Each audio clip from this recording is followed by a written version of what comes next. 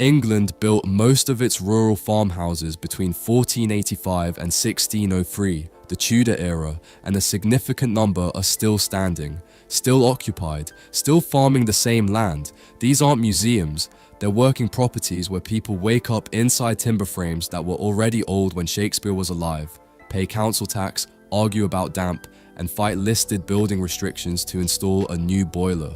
You know what nobody tells you about why they survived?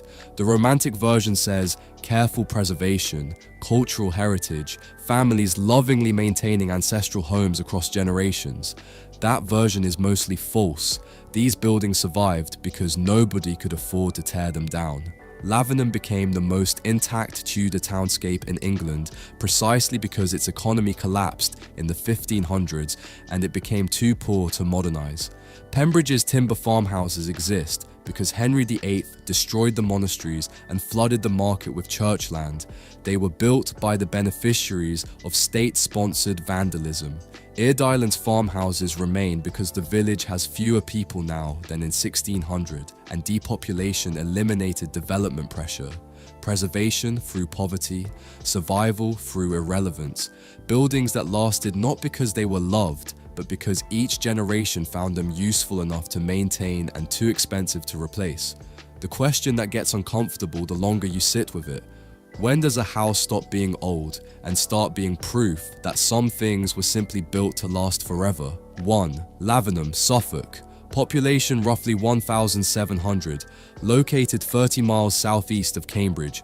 Over 340 listed buildings, most dating from the 15th and 16th centuries, making it the most intact medieval and Tudor wall town in England. Here is what makes Lavenham extraordinary. It exists in this condition because it failed completely. The crooked, timber-framed houses lining the streets weren't built crooked. They're the result of green oak drying and warping over 500 years inside walls that nobody ever knocked down. Tudor builders used freshly cut oak because seasoned timber took years to dry and cost significantly more. They knew it would twist. They built anyway. Structural integrity doesn't require straight lines. Those frames that look unstable have been standing since the 1480s, moving, breathing, flexing without breaking. At its peak in the early 1500s, Lavenham was the 14th wealthiest town in England, richer than Lincoln, richer than York, entirely because of wool and cloth. Merchants made fortunes. They built elaborate timber-framed houses to show it, competing in displays of wealth through intricate framing patterns, jettied upper floors, carved decoration. Then the wool trade collapsed. The merchants left. The town lost its entire reason to exist, and that failure saved it. No Georgian refronting, no Victorian industrial expansion, no 1960s redevelopment schemes, not because anyone valued preservation, but because nobody had the money to destroy it. The grand houses built by cloth merchants in 1520 simply stayed, generation after generation, too expensive to demolish, too structurally sound to fall down, too useful to abandon. These aren't museums, people live in them, which means centuries of modifications. Chimneys added when central hearths became unfashionable, windows enlarged for more light, electricity routed through medieval floor plans, modern plumbing installed through timber frames never designed for it. Every generation adapted the buildings to remain functional. The buildings survived, not despite this, but because of it. Useful buildings get maintained. Economic collapse became accidental time capsule. The wool trade that built Lavenham is gone.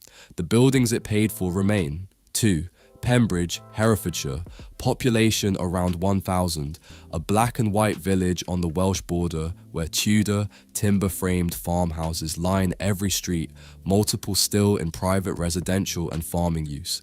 The building boom here wasn't organic economic growth, it was the largest forced property transfer in English history. When Henry VIII dissolved the monasteries between 1536 and 1541, enormous tracts of agricultural land that had been controlled by religious houses for centuries suddenly hit the market. Church land that yeoman farmers could never have afforded became available. They bought it, then they built on it, elaborate timber-framed farmhouses announcing new status, new ownership, new power. These houses weren't funded by generations of careful saving. They were funded by buying up the ruins of an economic system Henry dismantled for political reasons. The timber came cheap for the same reason. Dissolution flooded the market. Forests previously held by monasteries were sold. Wood that would have been reserved for church building became available for domestic construction. The families who built Pembridge's farmhouses used that cheap timber. The fortunes are long gone. The timber frames are still there. Pembridge also has a detached medieval market hall still standing in the square, built around 1500. It lost its market function generations ago. Nobody tore it down because nobody needed to. Easier to ignore than demolish. It persisted through indifference, not affection. The black and white aesthetic Herefordshire is known for wasn't a designed look. Black coating protects timber. Lime wash protects wattle and daub infill. Every generation repainted the same way because it worked. Practical maintenance accidentally created regional identity. The monks who controlled this land for 400 years were dispersed in a decade. The farmhouses built by the people who replaced them are still standing, still farming, free. Eard Island, Herefordshire, population under 600. A village on the River Arrow with thatched timber-framed farmhouses dating to the 1500s, several still in active agricultural use. The uncomfortable fact, this village has fewer people now than it did in 1600. These buildings didn't survive because the community thrived and carefully preserved its heritage. They survived because the population declined, development pressure never materialized, and nobody ever had economic reason to replace structures that still functioned as farms. Eard Island never got a railway connection. It remained genuinely remote until modern roads arrived. It never industrialized, never expanded, never became picturesque enough for early tourism gentrification. It persisted in agricultural use because agriculture was all it ever had. The Tudor farmhouses remained farmhouses not through heritage designation, but through continuous function. Nobody converted them into something else because there was no market pressure, no outside money, no reason to change. Economic stagnation became architectural preservation. The thatched cottages sit directly on the riverbank, essentially unchanged for 400 years. They're not unchanged because each generation chose preservation. They're unchanged because replacement never became necessary or affordable. These are working agricultural properties where heritage is secondary to function. Modern farm equipment stores in Tudor barns. Satellite dishes mount on 16th century rooflines. Several properties show continuous family ownership for over 200 years. That sounds romantic until you recognize it also means limited economic mobility, multi-generational attachment to marginal agricultural land, families staying partly because leaving was harder than remaining. Depopulation preserved what prosperity would have destroyed. There's nothing romantic about that mechanism, but the buildings are still standing. 4. Weobley, Herefordshire, population around 1,100. One of the highest concentrations of black and white Tudor buildings anywhere in England, including working farmhouses on the village edges in continuous occupation since the 1500s. Before the Reform Act of 1832, this village of fewer than 200 voters sent 2 members of parliament to Westminster, while industrial cities like Manchester had none. Textbook rotten borough. Parliamentary seats sold to the highest bidder, elections a formality, representation completely disconnected from population or economic importance. The political absurdity lasted over 200 years. The timber-framed houses watched the entire performance. The Reform Act abolished Weobley's borough status in 1832, formalizing what had already happened. The place didn't matter anymore. But that sliver of political relevance, however corrupt, kept Weobley on maps, kept it barely visible, prevented it from disappearing entirely into agricultural obscurity.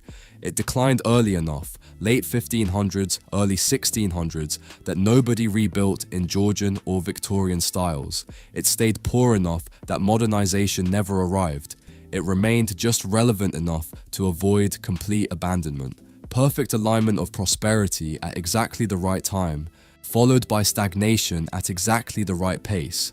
The farmhouses still function as working properties, which means owners navigating listed building restrictions while trying to run viable agricultural operations, heating costs in buildings designed for central hearths, inadequate wiring, damp that requires constant management. Listing protects the buildings but makes living in them expensive and legally complicated. The rotten borough got reformed. The timber frames weren't. 5. Chiddingstone, Kent. Population under 200. An entire village street of Tudor and Jacobean houses preserved so completely, it's been used as a film set for period dramas for decades. This wasn't preservation, it was ownership.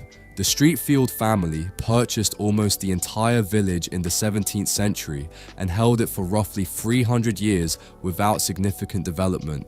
Not because they were heritage-minded, because they didn't need to maximize profit from each property. No individual owners making independent renovation decisions. No competitive market pressure to modernize. No piecemeal development driven by changing economics.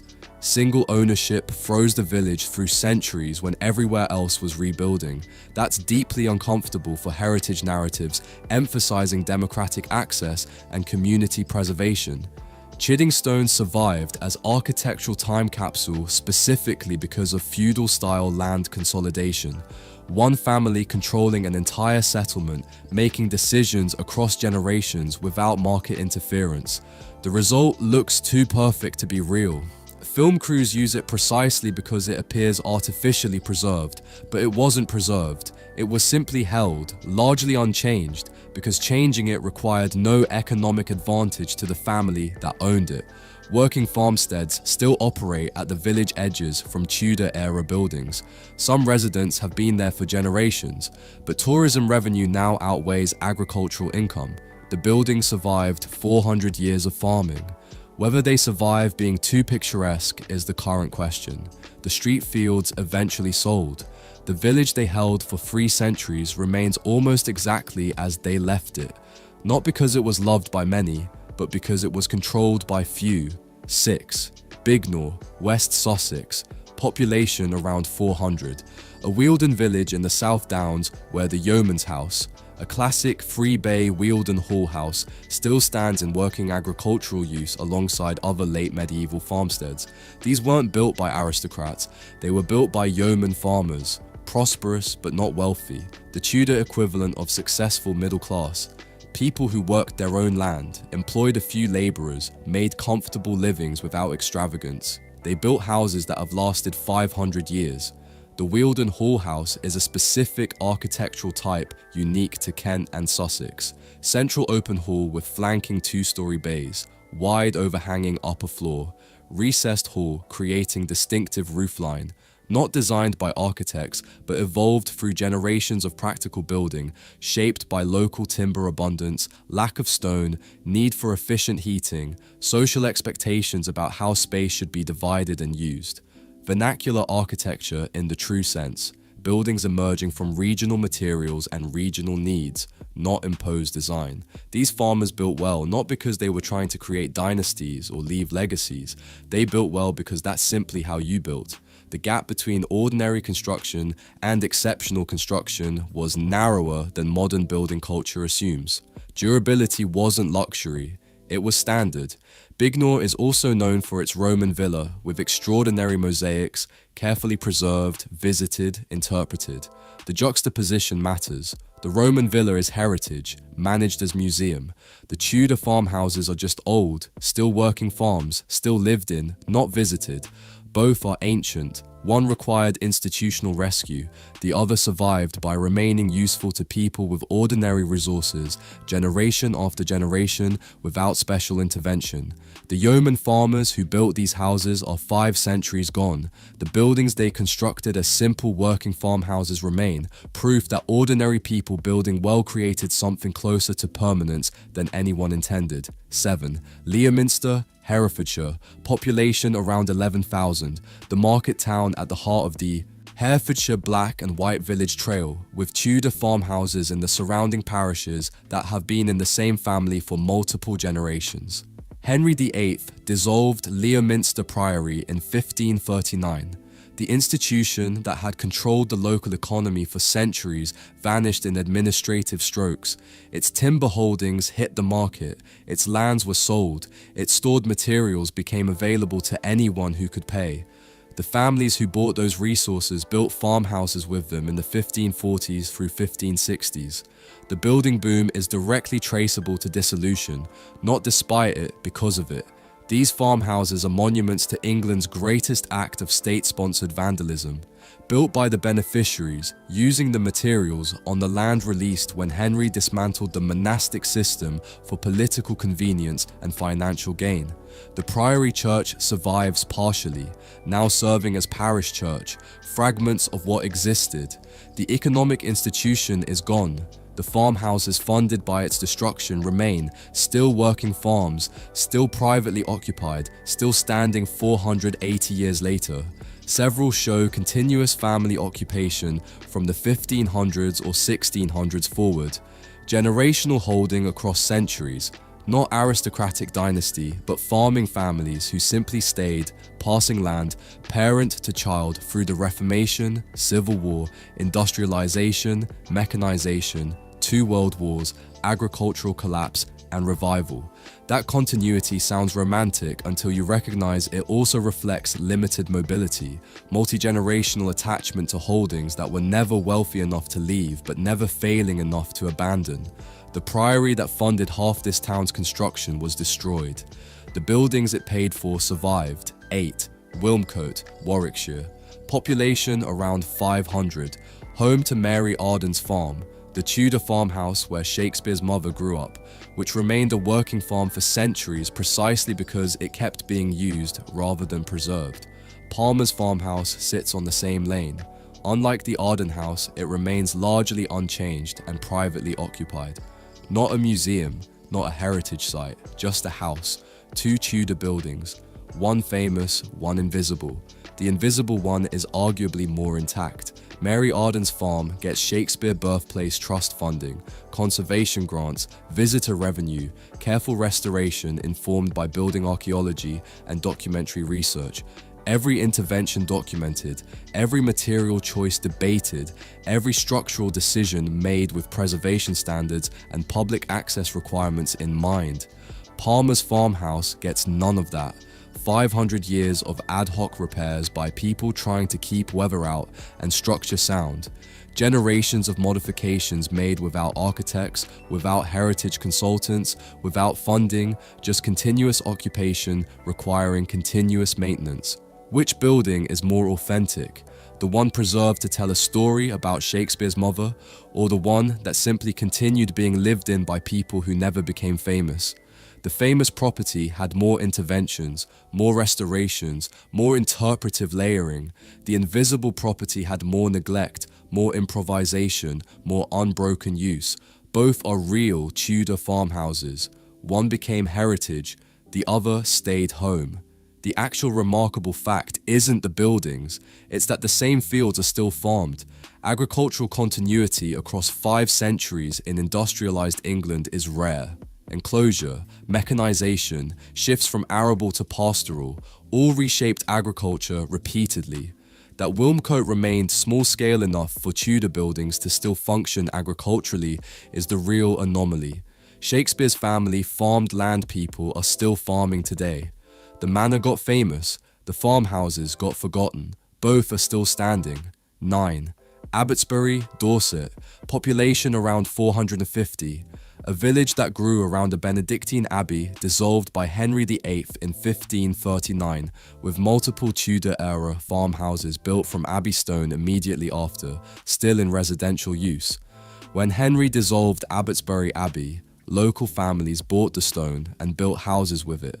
Not metaphorically, literally. Stone cut and dressed by medieval masons for sacred space, repurposed for domestic buildings within a generation. This was so common after dissolution it barely rated comment at the time. Monastery becomes building supply depot. The theological implications are interesting. Sacred space desacralized through reuse, but the practical story is more telling. People built with what was available. Suddenly, hundreds of tons of high-quality dressed stone were available. The abbey that stood for 500 years is now fragmentary ruins, picturesque and unroofed. The houses built from its bones 480 years ago are still inhabited, still functional, still keeping rain out. Durability isn't about original purpose or status, it's about continuous usefulness. Sacred buildings that lost their function became quarries. Domestic buildings that kept their function kept standing. 10. Ightham, Kent. Population around 1,600. A village in the Weald where timber-framed Tudor farmhouses line the lanes, many still in private agricultural use surrounding Ightham Moat. A moated manor house occupied continuously since the 14th century. Ightham Moat was magnificent, and it nearly died. By 1985, the last private owner couldn't afford maintenance. National Trust took it over, spent millions on restoration, now operates it as heritage site with admission fees, guided tours, careful conservation. The Tudor farmhouses around it had no such rescue. They needed no rescue. They survived by continuing to be farms. The manor house was too important to lose and too expensive to keep. The farmhouses were too ordinary to notice and too useful to abandon. Different survival mechanisms entirely. Manor houses survived through institutional intervention or extraordinary private wealth.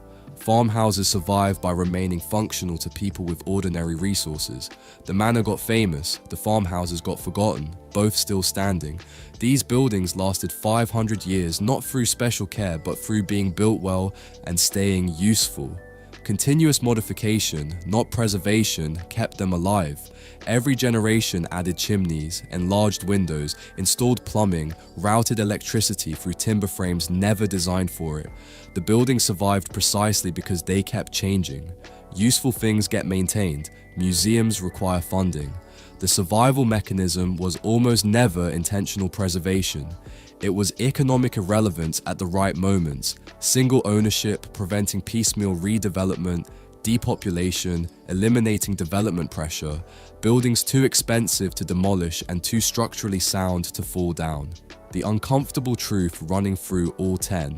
What lasted wasn't necessarily what we loved most. It was what we couldn't afford to lose and couldn't afford to replace.